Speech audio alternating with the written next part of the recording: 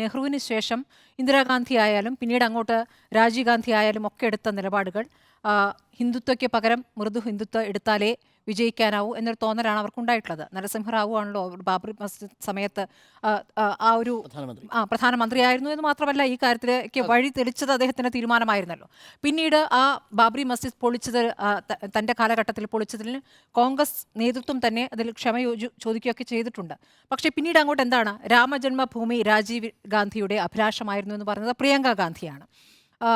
കമൽനാഥാണ് ഞാനും അവിടേക്ക് ക്ഷേത്ര നിർമ്മാണത്തിന് ഇഷ്ടികകൾ സംഭാവന ചെയ്തിട്ടുണ്ട് എന്ന് അഭിമാനത്തോടു കൂടി പറഞ്ഞത്. ഇങ്ങനെ പറയുന്ന ഒരു പാർട്ടിക്ക് ഈ മൃദു ഹിന്ദുത്വ നിലപാടെടുത്തതുകൊണ്ട് തെരഞ്ഞെടുപ്പിൽ എന്തെങ്കിലും നേട്ടമുണ്ടായതായി നമ്മൾ കണ്ടിട്ടില്ല. കഴിഞ്ഞ നിയമസഭാ തെരഞ്ഞെടുപ്പിൽ മധ്യപ്രദേശിലടക്കം എന്ത് തിരിച്ചടിയാണ് ഉണ്ടായതെന്ന് നമ്മൾ മനസ്സിലാക്കിയതാണ്. അതിൽ കമൽനാഥിനെ കുറ്റപ്പെടുത്തിക്കൊണ്ടുള്ള പ്രതികരണങ്ങൾ രാഹുൽ ഗാന്ധിയിൽ നിന്നും വന്നിട്ടുമുണ്ട്. വീട്ടിലിരുന്നു കൊണ്ട് പേഴ്സണൽ ട്രെയിനറുടെ സഹായത്തോടെ വാട്സ്ആപ്പ് വഴി ഇംഗ്ലീഷ് പഠിക്കാം. English cafe.